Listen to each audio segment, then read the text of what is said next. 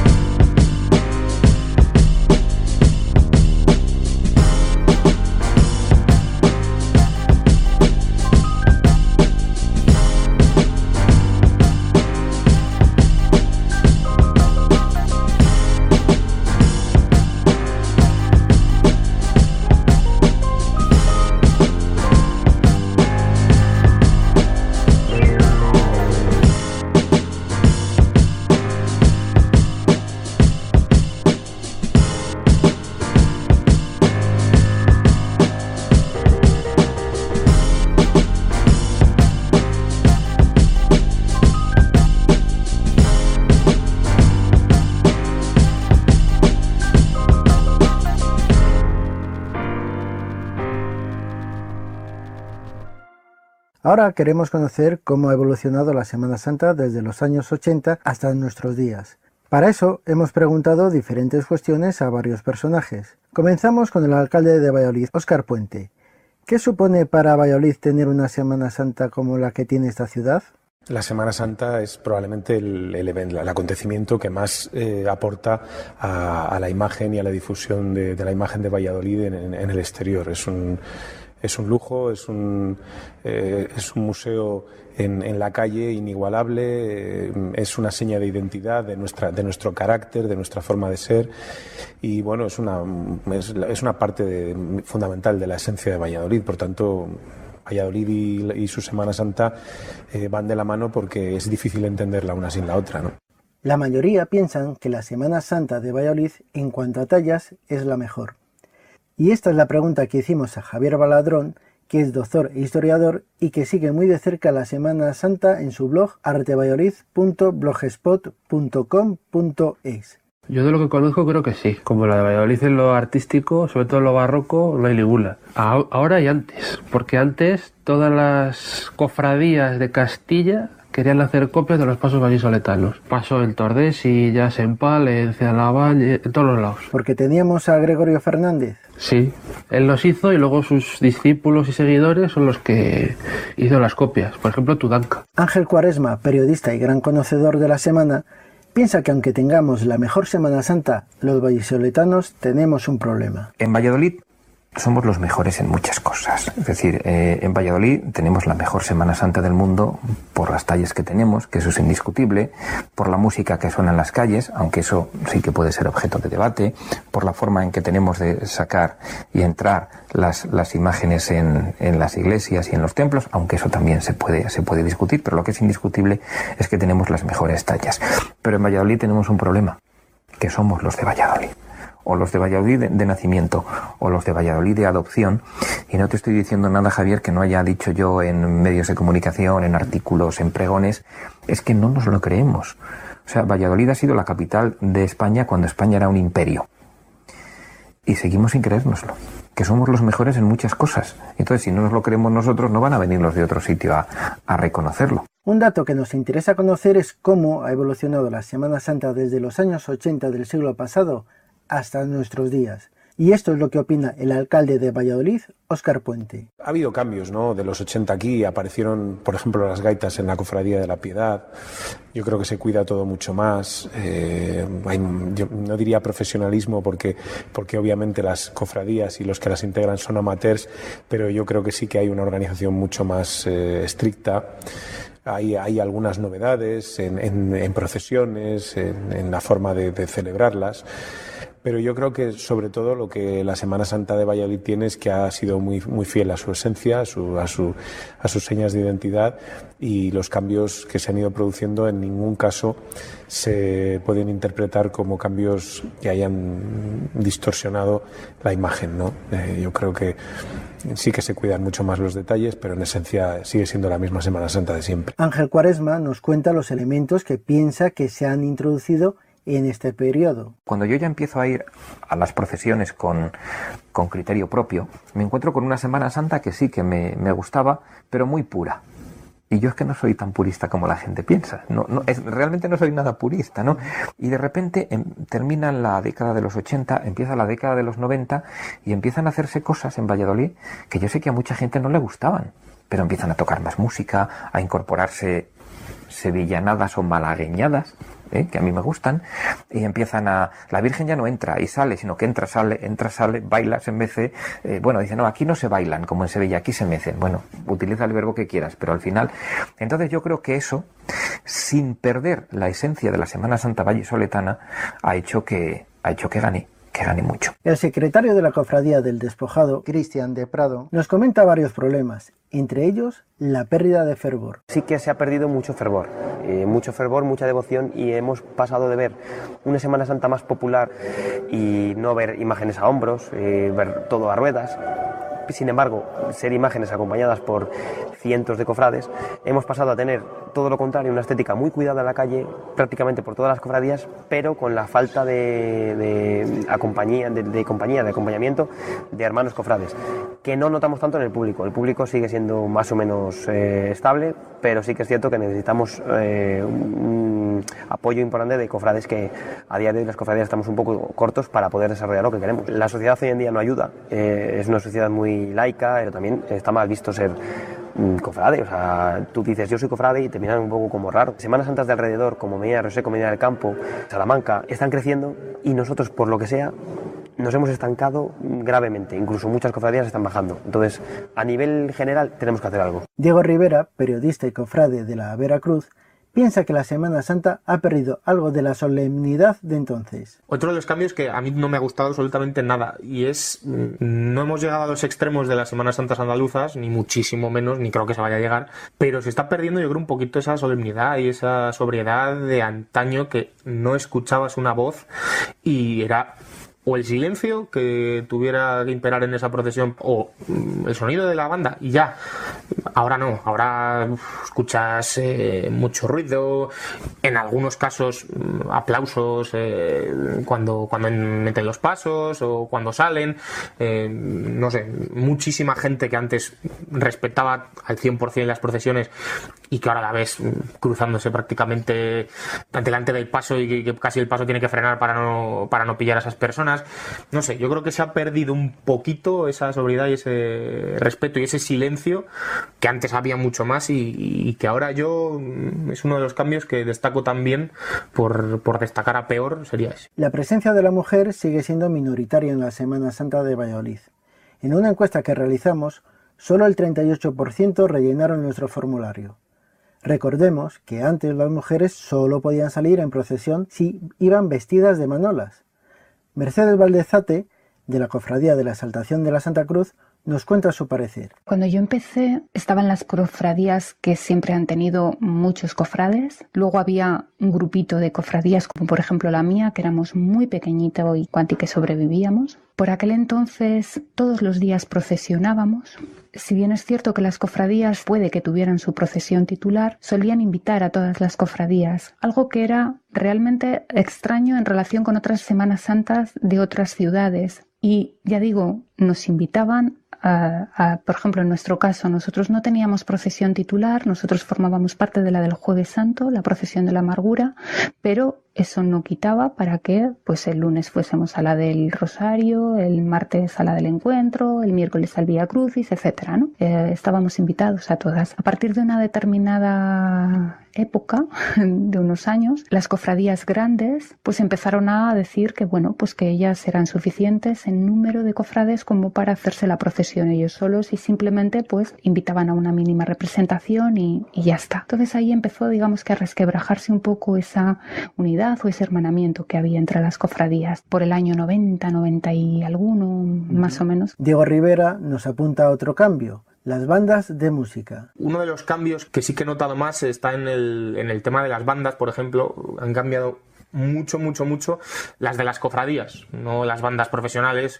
Las de las cofradías han cambiado y a peor, la verdad, porque antes yo creo que había muchísima gente metida en las bandas de su propia cofradía, que era estar esos 7 días centrado en eso y luego cada uno pues podía estar dedicado a la música en cualquier momento, pero eso ya de hace, yo creo que bastante, ya a lo mejor 10-15 años, poquito a poco se ha ido perdiendo, y ahora si te das cuenta muchas cofradías no tienen banda propia. Al final cada cofradía tenía sus marchas, tenía sus características, y de esta forma al final contratas a la banda que sea o llegas al hermanamiento con la cofradía que sea y pierdes un poquito de identidad. El dato que nos aporta Diego es muy interesante y por eso hablamos con el delegado de la banda de la Cofradía de la Pasión, David San, y le preguntamos cuántas bandas había y cómo había evolucionado el sonido de estas. De cofradías, 6. 6 y contando la de la Gaita de Piedad, 7. Yo te digo por el certamen que hicimos el otro día, está la banda de la Sagrada Cena, Despojado, Pasión, La Sangre, el Descendimiento y las 2 de la Piedad. Vale. Esas fuimos las que fuimos al certamen. Luego no sé si había alguna. Ahí están las de tambores, que solo son de tambores, de Resucitado y la Cruz Desnuda. Y hay otras que son privadas que... Y las independientes, pero eso yo las independientes no las considero de cofradía, de Semana Santa. Lógico, sí. Son independientes que se busquen la vida. Nosotros tenemos la filosofía de hacer nuestra cofradía, que en Valladolid no vamos a cobrar ninguna cofradía con la que salgamos. Por lo menos mientras esté esta Junta de este Cabildo de Gobierno, no hay intención de que la banda cobre a ninguna cofradía en Valladolid porque salir. Nosotros, cuando empezamos, aquí se tocaban marchas de estilo militar, exclusivamente militar, y en el año 96 nuestra cofradía, la banda, en Pasión, fuimos la primera banda de cornetas y tambores de Valladolid que cambió a un estilo estrictamente procesional, es decir, de marchas estrictamente compuestas de música de cornetas y tambores. ¿Y eso tuvo que ver algo, por ejemplo, la influencia de Alberto Escámez? Claro, sí, eso todo está influenciado en la banda de la Policía Armada. A ver, nosotros en la banda tenemos hasta propias composiciones que son exclusivas de la banda. Cada vez se va poniendo en el repertorio marchas compuestas exclusivamente para la banda. Tenemos en estos momentos 4 o 5 marchas que son solo de la banda. El tema está claro.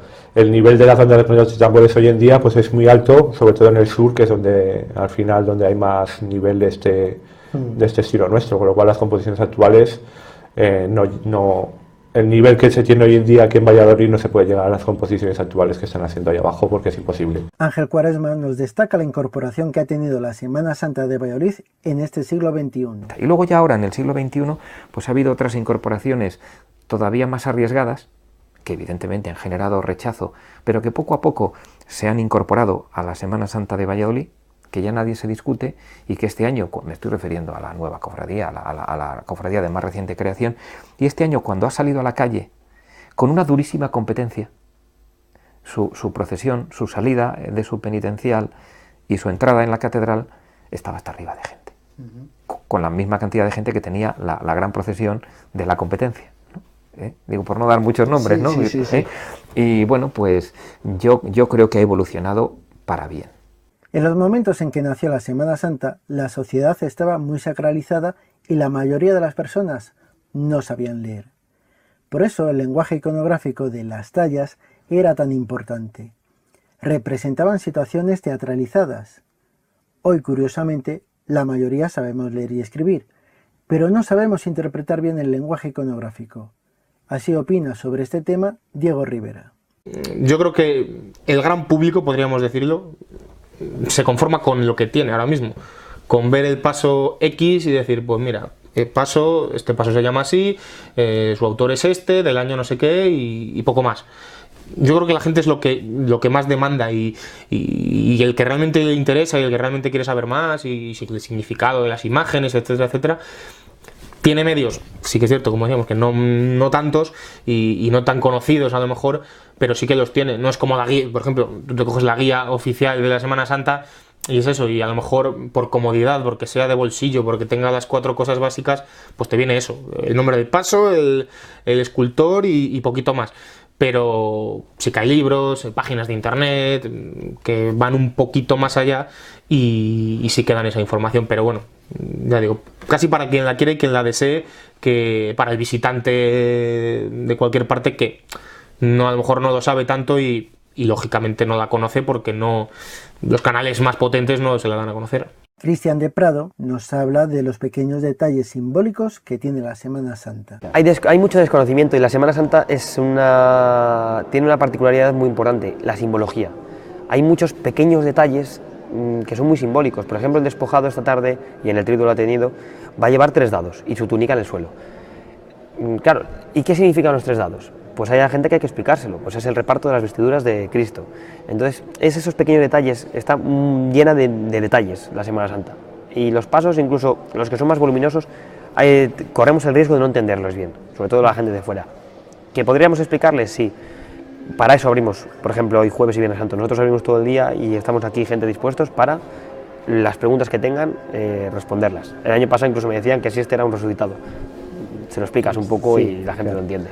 Jero Díez pertenece a la Cofradía de las 7 Palabras. Indica que el lenguaje iconográfico es muy difícil de conocer si no te lo indican. Es complicado que llegue porque si no te lo hacen ver, tú puedes apreciar una talla simplemente por el mero hecho de que a ti te parece bonita, te parece que está lograda.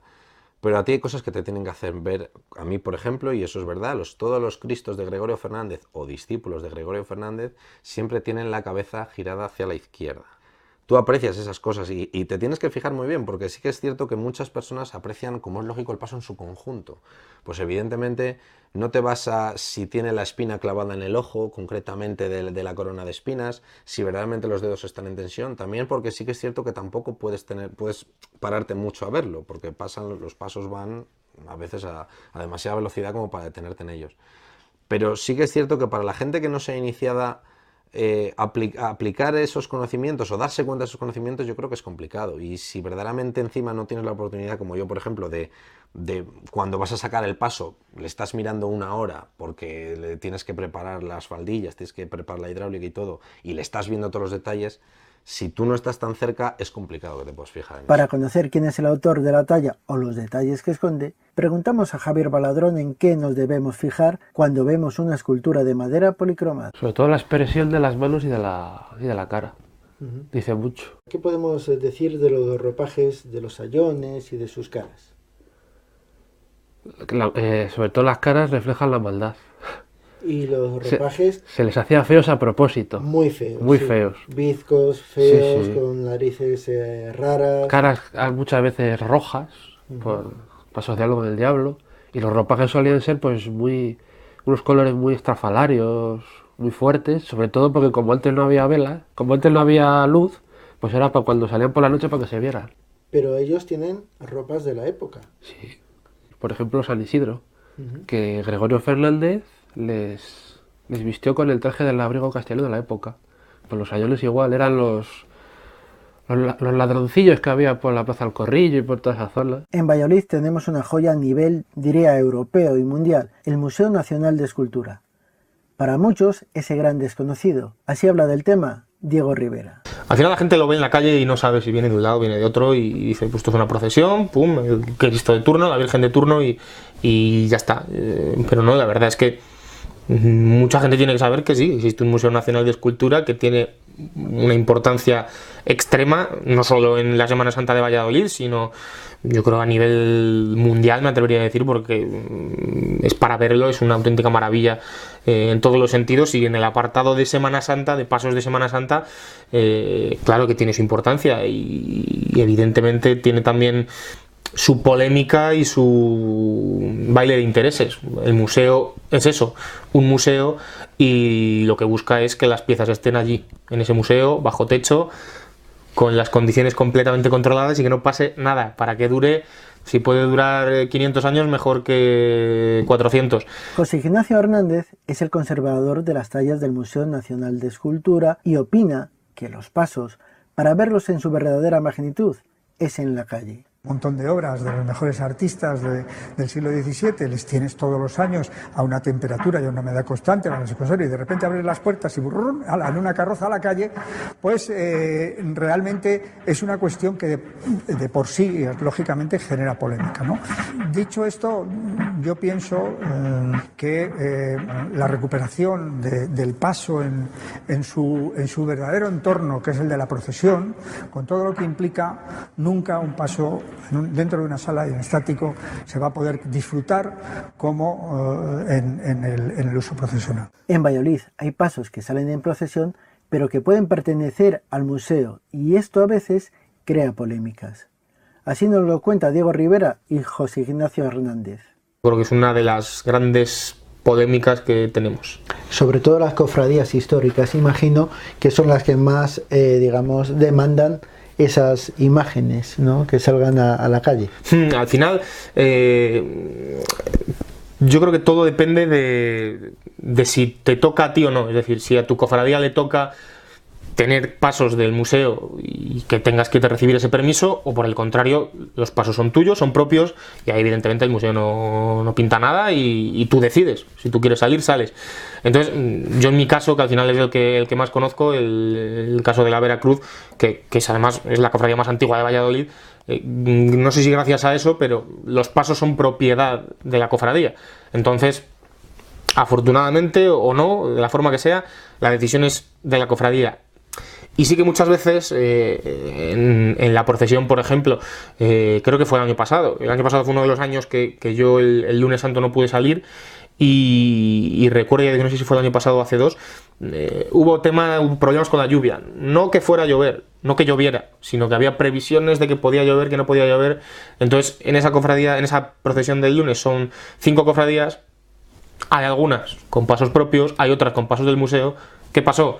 Que las de los pasos propios decidieron salir porque sus pronósticos meteorológicos era que no iba a llover, salieron, entre ellas la Veracruz, y otras el museo no dio permiso y no salieron. Y fue una procesión nada religiosa, obviamente, porque no se estaba guardando la sucesión de pasos que se tiene que guardar, etcétera, etcétera, y fue otra cosa. Es un lío que yo he vivido durante un montón de años, donde se pasa francamente mal, porque si te pasas y suspendes y luego no llueve, te caen de todos los colores, y si salen a la calle y se mojan, por mucho que llevemos unos plásticos e intentemos volver corriendo, tú quedas hecho polvo. Si eres un conservador de museos, pues yo ya os lo digo, que me ocurrió un año, a las piezas no le pasó nada grave porque se cubrieron, y aún así yo me fui con un disgusto que tardé en recuperarme. Los pasos fueron pensados para salir en procesión con luz natural o con velas. Desde la Semana Santa se está impulsando la medida de apagar las luces de las calles o atenuarlas,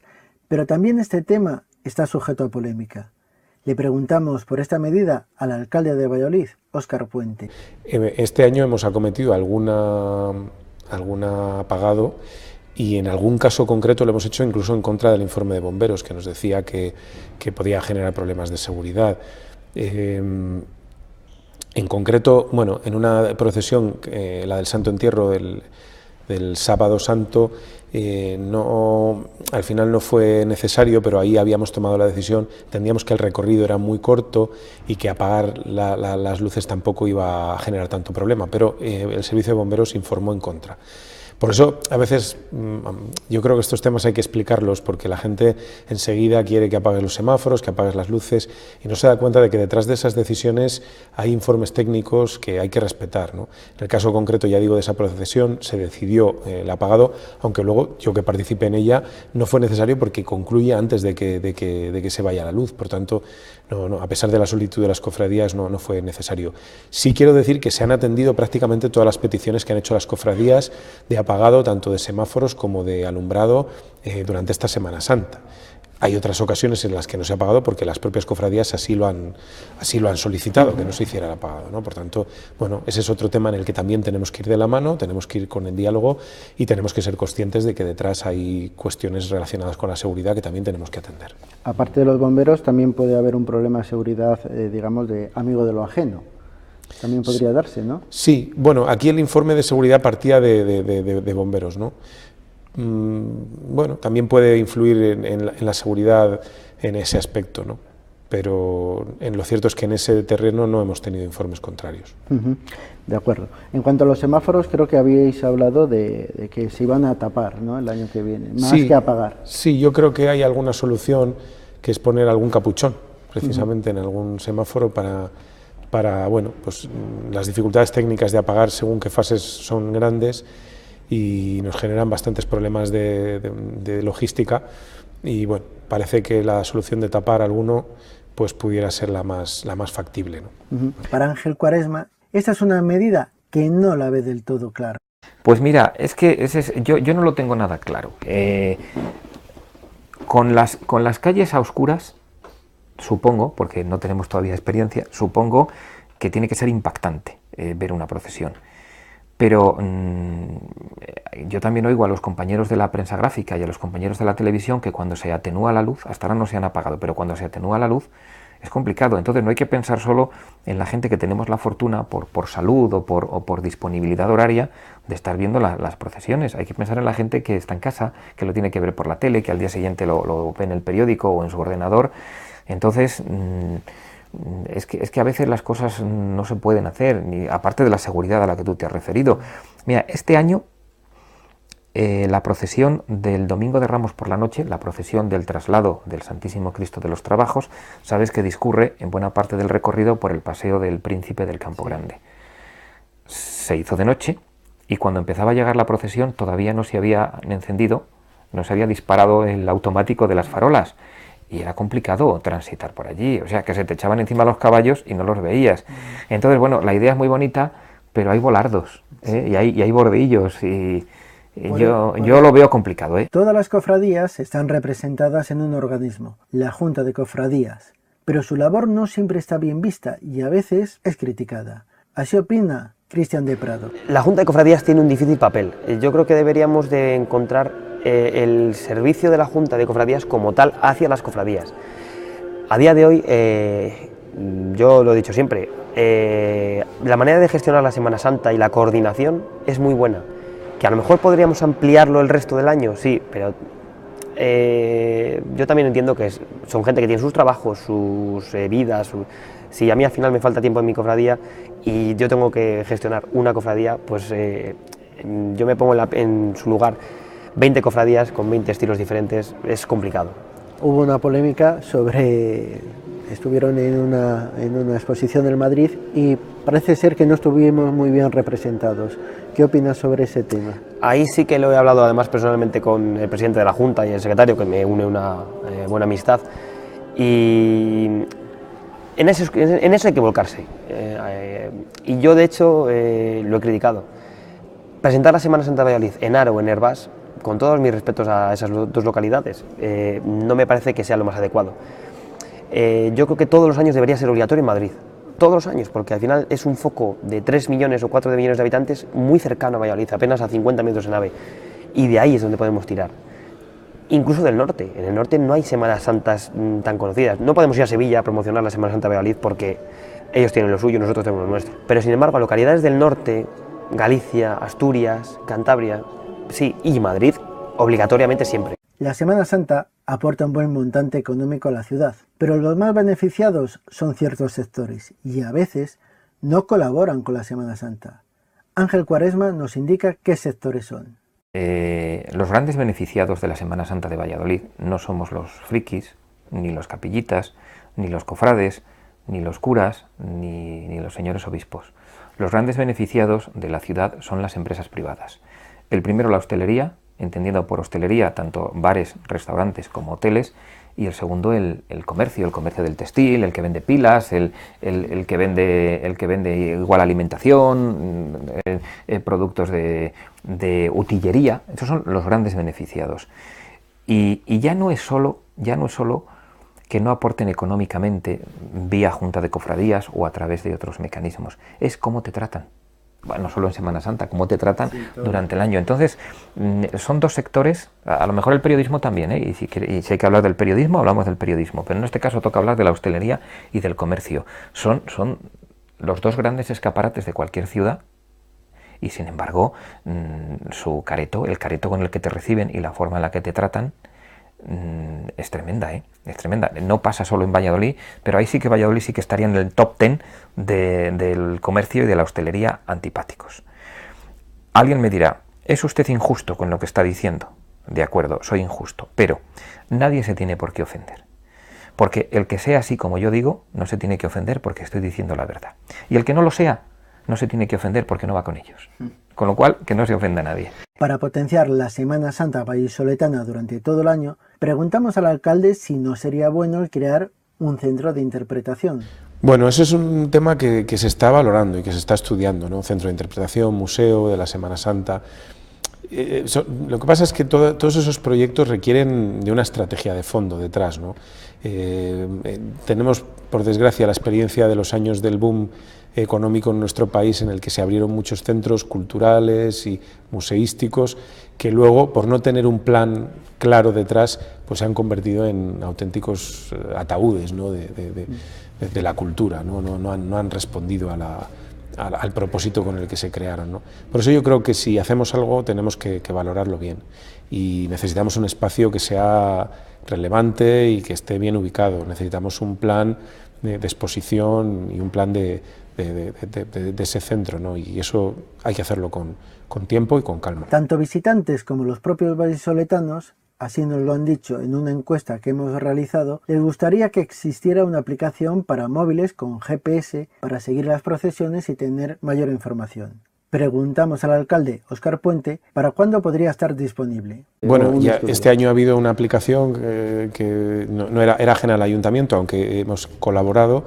y bueno, pues espero que en este año se den pasos adelante para generar una aplicación que tenga esas características, ¿no? Hoy yo creo que todo el mundo quiere saber en tiempo real dónde está cada cosa, por tanto aplicaciones vinculadas al GPS para los pasos serían importantes, para que el que quiere ver una procesión en un punto y se quiere repartir, quiere aprovechar el tiempo y viene con el tiempo justo y quiere ver dos que están simultaneándose en dos espacios distintos de la ciudad, puede hacerlo.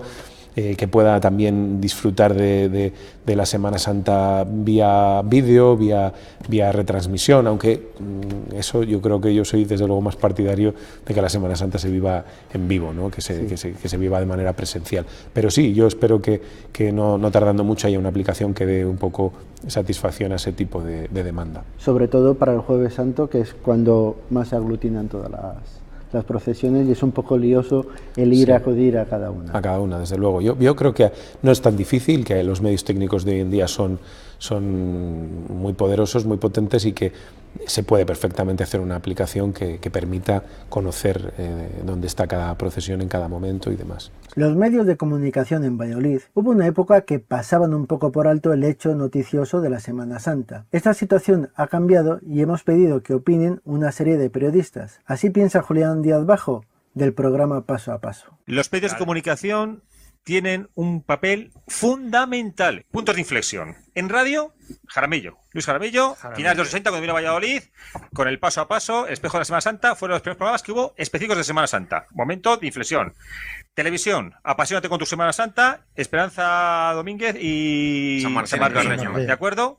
Los medios de comunicación funcionaban a su nivel, iban con sus cosas, y tuvieron también un momento en el cual tuvieron un acto de contrición y de humildad y dijeron, señores, tenemos aquí a la periodista de turno, al becario de turno, que está hablándome de Semana Santa y las lía pardas porque no tiene conocimiento. Y entonces los medios de comunicación dijeron, vamos a buscar gente que sepa de lo que está hablando. Ángel Cuaresma nos enumera los factores por los que se ha producido este cambio. Pero yo creo que aquí han intervenido varios factores. Primero, que es noticia. Es la noticia. Entonces, si el Viernes Santo o el Jueves Santo está pasando esto, no tenemos que inventarnos. Cuando digo inventar, digo tenemos que elaborar otra noticia. Es que esto está pasando. Ese es el primero. Segundo, los medios, tanto los audiovisuales como los impresos que van quedando, como los digitales, se dan cuenta de que es audiencia. Audiencia en el caso de los audiovisuales, difusión en el caso de los impresos y visitas en el caso de los digitales. Y tercero, unido a lo segundo, si hay difusión, hay ingresos comerciales. Entonces, no es que hayamos llegado unos pesados o que sepamos que algo sabemos, pero tampoco es que los medios han hecho examen de conciencia y han dicho, hombre, vamos a rascar de aquí. El historiador Javier Burrieza seguramente soy uno de los máximos conocedores de la Semana Santa. Tiene multitud de libros entre los que podemos destacar 5 siglos de cofradías y procesiones en el año 2004 y este año 2017, Historia de las cofradías de la Semana Santa de Valladolid. Además, escribe habitualmente en el diario El Norte de Castilla y participa en el programa de COPE El Achón. Así ve él cómo han cambiado los medios de comunicación. Se produce un cambio totalmente de actitud del Norte de Castilla hacia la Semana Santa. Antes había habido, en el caso del Mundo, en el Mundo Diario de Valladolid, El Día también, habían cogido la delantera en el Día a través de Luis Amo y en el Mundo, donde estábamos otras personas, pues habían cogido la delantera a la información del Norte de Castilla. Se produce un cambio de dirección en el Norte de Castilla y entonces tienen claro que, hombre, que hay que ser un poco listos y además, bueno, también creen en ello. Hubo 2 cosas que merece la pena destacar, porque la historia no solamente la del siglo XVI. La reunión de una tertulia cofrade, donde pasaba mucha gente, allí salieron muchas ideas que entonces eran un poco utópicas, otras se estaban empezando a aplicar a la Semana Santa y hoy se están aplicando a la Semana Santa. Y luego otra cosa que fue Valladolid Cofrade. Valladolid Cofrade, desde aquel foro era... Hoy tiene menos fuerza. No nos olvidemos de la COPEC. Cuando nace el Achón. Juan Carlos Pérez de la Fuente presenta y dirige el Achón y nos aporta una pista sobre la importancia que ha tenido para la Semana Santa de Valladolid la web valladolidcofrade.com. Antes de que naciera el Achón, Javier y yo ya estábamos haciendo programas, tertulias todas las tardes, hablábamos de cosas de Valladolid, en Semana Santa hablábamos de Semana Santa y fue a raíz de entrar en contacto con la tertulia cofrade, con Valladolid Cofrade, es que cómo nace el Achón como tal. Muy importante es este dato que nos aporta Juan Carlos. En el tercer bloque entrevistaremos a Valladolid Cofrade. Pero ahora hacemos una pequeña pausa y vamos con el segundo bloque del vocabulario de Semana Santa. Semana Santa de Valladolid. Pura maravilla de arte. Vive paso a paso la Semana Santa. Tradición y devoción. Una imaginería única. Magníficas procesiones. Semana Santa de Valladolid. Declarada de interés turístico internacional. Vive la pasión por el arte.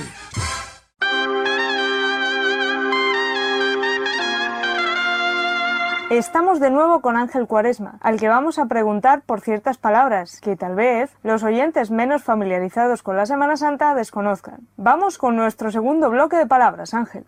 Achón. El achón es achón sería hacha grande gramaticalmente hablando, ¿no? Pero es la vela que portan al lado derecho si vas en la fila izquierda de la procesión y en la mano izquierda si vas en la fila derecha, teóricamente alumbrando al paso. La Verónica. La Verónica es una de las mujeres que cuando Jesús va camino del Calvario se paran a llorar y Jesús le dice: no lloréis por mí, llorad por vosotras y por vuestros hijos. Y según cuenta el relato evangélico, con un paño enjuga el rostro del maestro y queda reflejado, una especie de invención de la fotocopia, si se me permite con todo respeto esta expresión. El llamador. Es el que llama puede llamar o a la salida del paso o puede avisar a los porteadores del paso, a lo que en otras tierras, y aquí también se llama costaleros, que al siguiente golpe tienen que levantar. Gracias, Ángel. Y luego volvemos con más vocabulario de Semana Santa.